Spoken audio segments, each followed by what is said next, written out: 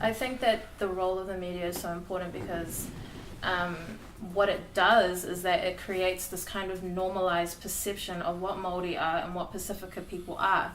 And I don't appreciate that because, they have all the money and all the authority in the world to try and make this worldview right, just so that other ethnicities or other people from other backgrounds can understand who we truly are. There's 1 in 4 babies born in Auckland at the moment are of Pacific background. Mm-hmm. So, our perspectives need to be considered. A concern I have as overarching that, which is just how do we set up these platforms and then use these platforms to penetrate the majority's perspective and influence a greater social change for New Zealand. Yeah, that is true. Yeah, I think it's great that you can have, shows like Tangata Pacifica on mainstream channels such as Channel 1, but at the same time, when you think about it, these are being broadcasted at really odd times, like 8 in the morning when no one's watching TV or when you're getting ready for church. So I think they really need to think about, they're letting us on TV. Definitely. But are they doing all that they can? Is there another time that maybe we could... Definitely. Surely it's based on views, but I think we're only at that spot because we just haven't had the chance. It's just not a good time for us. Yeah. I would wish that the mainstream New Zealand media was more inclusive in what you said. When you talked about having our own platforms, I do feel that by having our own platforms it will make us more separate and make us not be able to kind of understand one another's perspective. Hopefully we could have like one whole platform where we can all share. And it also creates competition, right? Because then we've got people who are competing for the same funding, they're competing for views. And then you don't really solve much if you're just got these worldviews that are no longer aligning at all. They've got their own platforms and they're just carrying off in these two different directions. In order for Pacific and Māori to come up a bit, our worldviews need to kind of penetrate more into this mainstream worldview and have its own little space to say, you guys are treating us wrong and this is how you need to change. We don't want you deciding how to change because you're still, in a way, you're just colonizing us again. You're just creating these new white perspectives based on your white research and your white views. You've got a new solution to our problems when we have been telling you for years these are the problems and these are the ways that we think you could solve it. Just give us that platform, work with us, not over us. Yeah, definitely, I agree. If we were to merge and have that platform and that space, I feel that a lot of the channels that we have, like Tangata Pacifica, Fresh TV, and even on Māori TV, I feel like a lot of the things that they broadcast to us are censored in a way that meets TVNZ standards, and that's probably why a lot of these shows aren't as out there to say these issues, because they may not be allowed, or there may be issues that we shouldn't broadcast. You're saying to reintroduce the TVNZ Charter? So the TVNZ Charter was X amount of things that the national broadcaster had to do in order to meet the criteria as being the national broadcaster. TVNZ, Rick Ellis, who said that there is enough Māori and Pacific content. We see it on Police 10-7. And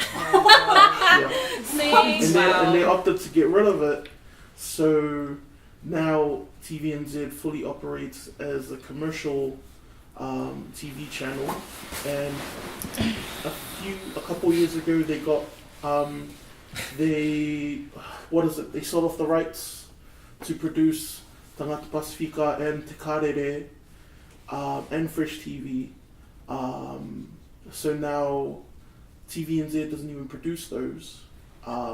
Outside companies produce them, so all the production team that did Tangata Pacifica got together and formed Sunpix, and now they're now all they do is TVNZ just gives them a time slot, and then. Wow. Sorry. Marina, what are your thoughts on that? On Cutting like funding for like Pacific TV shows? well, obviously it's crap. But, you know, the issue is it's money. It's about money and viewing numbers, this type of thing, and this is why Māori television was so important, because you know they were seen as, I can't remember what their actual. I think one of their objectives was to they were told to revitalise the language. So it was so important. We still need those platforms, but I also really appreciate what was being discussed here about the fact that the way technology is going, we can end up creating our own platforms, but then you're kind of just preaching to the converted, you know, but preaching to the converted isn't necessarily the right term, but you know where we're going with that.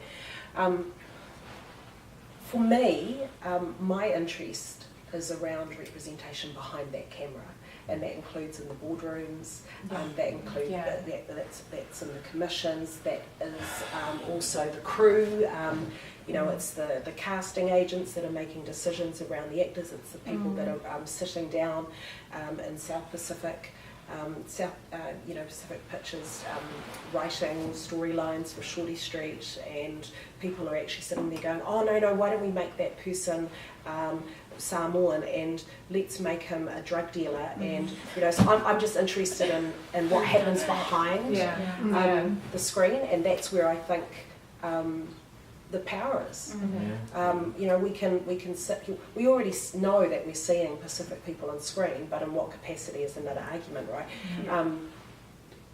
But it is about what happens behind the screen, and I think, you know, Taika, thank goodness, he is now in a position. He's in a powerful position because he's successful, so he can say these things. I don't know if to be honest, I don't know if he would have been able to have said that at the beginning of his career. So, you know, this is the other thing. You know, we can sit here, we can argue about whether other Pacific filmmakers are representing Pacific people in the right way, because they're, you know, maybe they're playing into mainstream, you know, whatever. But I think it's just, how else do we do it at the moment? You know, there are arguments for both sides. It certainly isn't a black and white area, because it's people's lives, and they have to make strategic choices as well. I guess at the end of the day, it's just don't sell your soul. Don't sell your Pacific soul while you're doing it. Maybe that's the check that people, Just as long as there's a representation of us, other than being criminals or rugby stars or just plain entertainers, comedians, you know, we're more than that. Māori and Pacifica. I mean, like, you know, look at how there are about like 12 Māori representatives that were sent to the Indigenous World Conference, and you didn't see them on mainstream media. They were all, it was literally all posted over Māori media, and nothing ever came out about that, and they're all over there right now in New York at the conference, so I haven't seen any mainstream media about that. In terms of Pacific film as well, we've shown that Stallone, who did Three Wise Cousins, that was a real game changer for film in New Zealand. He showed that Pacific films can make money. That's the other thing, is we've shown again and again and again what we can do when we get the resources, and it still just never seems to get through. I mean, we win awards. Taika has won an award for Days. He's directed a Marvel movie, and he says one true comment, in my view, about the state of the New Zealand society, and he's immediately lambasted by the section of society that is offended by it. But I just don't see where Duncan Garner and co get this kind of mightier than thou attitude from, when they are literally the people that perpetuate exactly what Taika was talking about. And like I said, we've shown again and again the positive sides of our communities. We keep doing it, and it's just so frustrating to try again and again, and then one negative thing happens and it's just everywhere again. Well, Yeah. it hurts. Yeah, and it does. And then my prime example of that is Sir Bob Jones, Yes, and it's so just like where's the response the for that? most disgusting kind of article you could ever think about, posted in the National Business Review, and then the response from this outcry that was just like phenomenal, and it was a great outcry and a correct outcry, was that it was satire. And it's kind of like, we hear these comments every day. We've heard these every day since we've grown up. We hear them still. We hear comments about how we just hear because of scholarships, how we just hear because of quotas, and it's so hurtful to hear again and again. And then to just give that kind of rhetoric such a powerful platform and expect us to just laugh it off is just infuriating, and just like kind of outstanding in a way that Pākehā minds can work like that and think that that's okay. I mean, Bob Jones is a character in and of himself, and he is his own weird kind of character. But more than that, it's just, there's definitely a portion of society that would have agreed with everything he said. There's a portion of society that can't stand the Treaty of Waitangi and the fact that it still has influence today. And it's just like, well, how much have we really achieved if we can't uphold these comments as hate speech according to the Press Council? And I mean, I think that decision given by the Press Council that it wasn't hate speech was interesting, given the majority decision, which didn't uphold the complaint. Just that media itself is pretty much like when they do those negative headlines, or when they make those advertisements with Māori cast that sort of paint a negative picture about us, they're essentially creating that platform for racism to come in there, especially like when you have a comment sort of forum. That's where it all comes in, like especially with that Taika Waititi article, that's where all the racist comments started. You never read the comments. It's like when it's on Facebook and when it's on, it's like crazy. every media platform that you own. It's, it's crazy because at the same time, like, we have media promoting out, overseas how multicultural we are. And to see in the comment section how we're not that multicultural and how actually quite biased and racist we are, it just defeats the whole. I don't understand media. Like I feel like the recent ads that have popped up about gambling, you see the one video of a lady with a group of friends. Her friends leave, the islander lady goes back into the gambling, and she goes back and plays the machines. The other guy, islander guy with his white friends, he's getting texts saying, "Oh, have you paid the bill?" But really, he's used that money to pay for these. And again, that depiction is an incredibly powerful problem in Pacifica communities, which is that our elderly are addicted to gambling. But that doesn't mean you consistently portray us as addicted to gambling. And also, you are the ones who provide us with these problems. Like, you introduce gambling to our societies, you introduce alcohol, you introduce a lot of drugs. I mean, not all of them, but some of them. And then, so just like, I just can't understand this kind of, it's just like this, the audacity to kind of smear us across media platforms with problems that you essentially create and you profit off of. Like, definitely. Like the recent child abuse case that was released about a toddler having 16 fractures. Well, not a toddler, but like 3-month-old. You see, they post, and then they don't have the legal right to release the name of any of the people involved, but then you see the comments and you're like, oh, this Māori family, oh, this, you should just release the name of the Māoris that were involved and all this stuff. And I'm just like really? You gotta just call people out like that. Like even in that video that the guy, he was comparing the media response to the MMT rugby and then the media response to Otago Uni white kids partying. I totally agree with that because there are more arrests in Dunedin, you know, than what happened in town or what happened with the MMT. And I don't understand why that wasn't emphasized. And yet when there was one arrest in Otahu, well, I can't remember, but that was suddenly viral. I don't... And also, like, the ones in Otago are animals. Like, they yeah, are they're the ones disgusting being little naked, creatures. cartwheeling, like, They there's are nothing burning wrong couches, with that, they're but... burning houses. They are literally just like little creatures. And like, of if we're society. straight up real with it, the MMT, rugby and everything, everyone was with their friends and their families, you know, young and elderly, and they were all clothed up, they were all acting civil, they were just celebrating in a way that we celebrate as Pacifica, loud and proud. That's how we celebrate.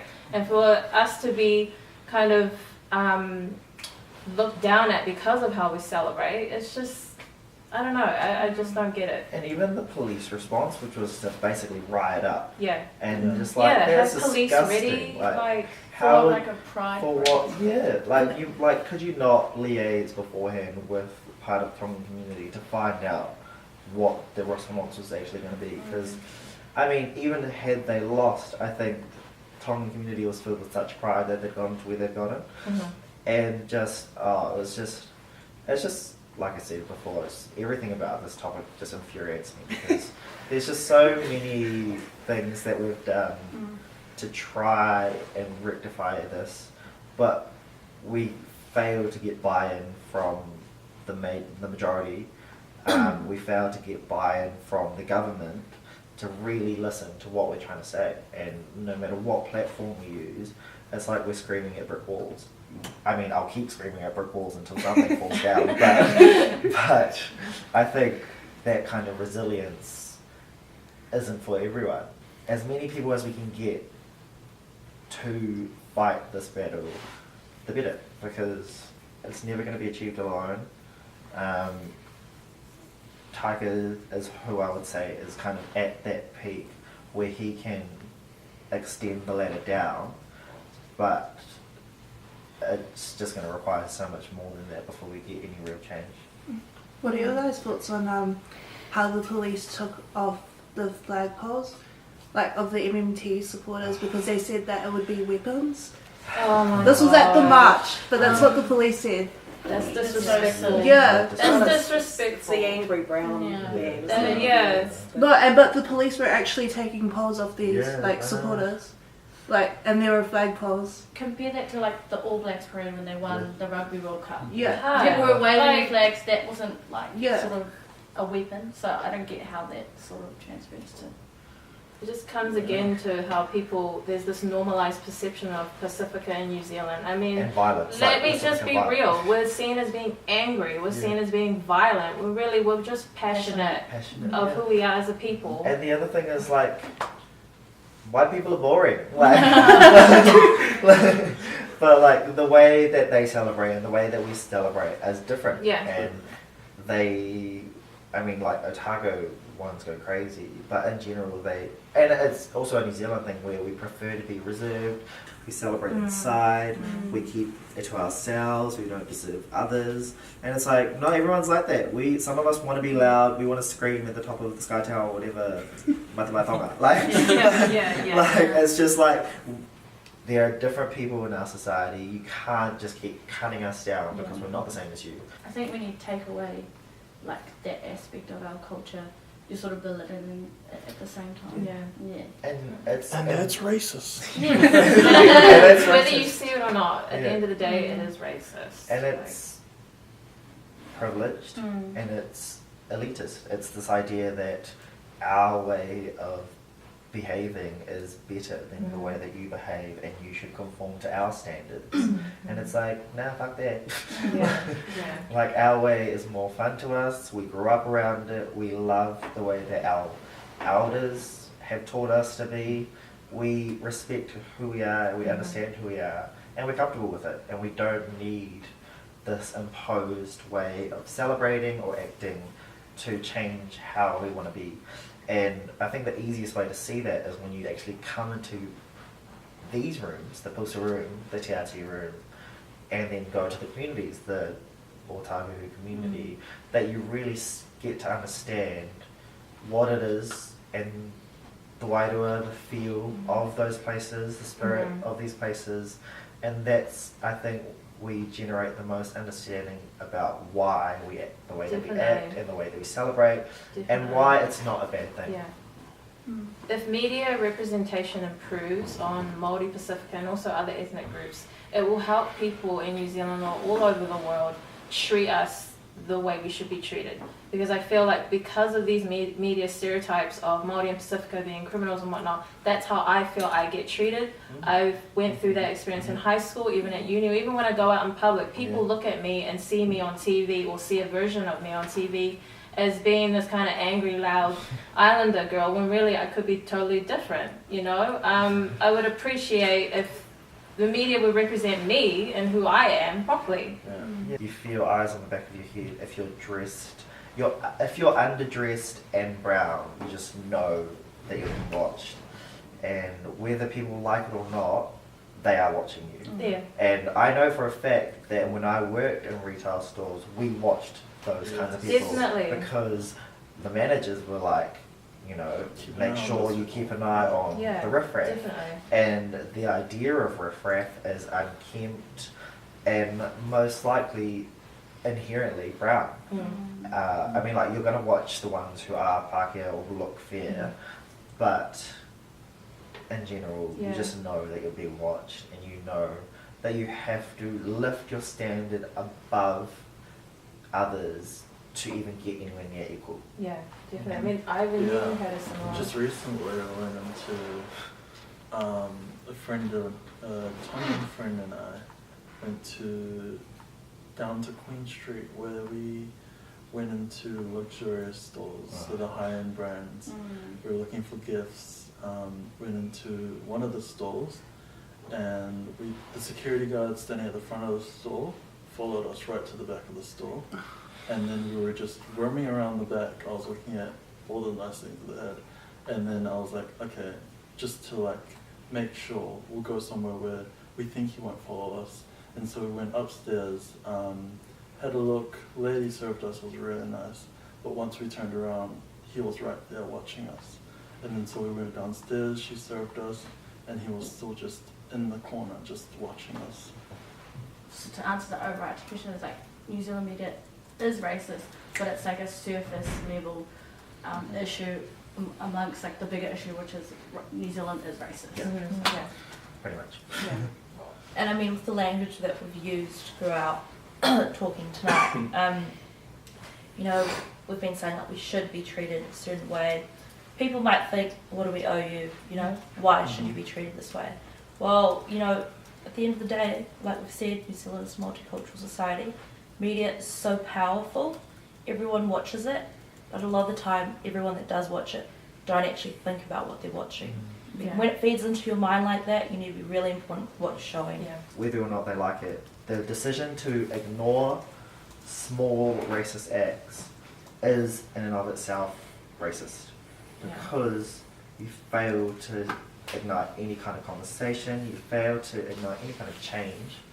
And so what we need from the majority and the New Zealand media is buy-in, we need recognition, we need a conscious effort to change the negative things that are going on, and to do that it's going to require all of us, and that includes Pākehā. We're not saying stop reporting the news. We're not saying stop reporting the truth. You know, if there's a child abuse case and there was, you know, the family was Māori, like, that's the truth. But all we're saying is we'd just like a little bit of balance, you know. Don't forget about the positive news. And don't overemphasize the race. Like, yes, Māori people disproportionately are, you know, have cases of domestic violence and child abuse, but doesn't make every single Māori child abuser, doesn't make every single Māori domestic violence perpetrator, doesn't make every single Pacifica gambler, we need to make a conscious effort to get rid of these automatic associations. Yeah. I still believe that unconscious bias is an issue, because it's not like a particular individual is going to go, it's like every single person that is not Pacific or Māori as an individual is sitting there going, I'm going to portray this person like that. I think the structure in terms of media itself, because racism is about power, and we have a particular institution that doesn't privilege Māori or Pacific worldviews and perspectives, and therefore there is, it certainly is racist. Yeah, I just keep on going back to it. For me, it's what happens behind that screen, and I think what you guys are doing is great. You know, as students, and the discussions that you're having, they're powerful, they're passionate, and you're confident as well about what your own voice, and ensuring that voice is being heard. So, you know, congratulations from me anyway, and keep on going out there and making sure that your voice is heard.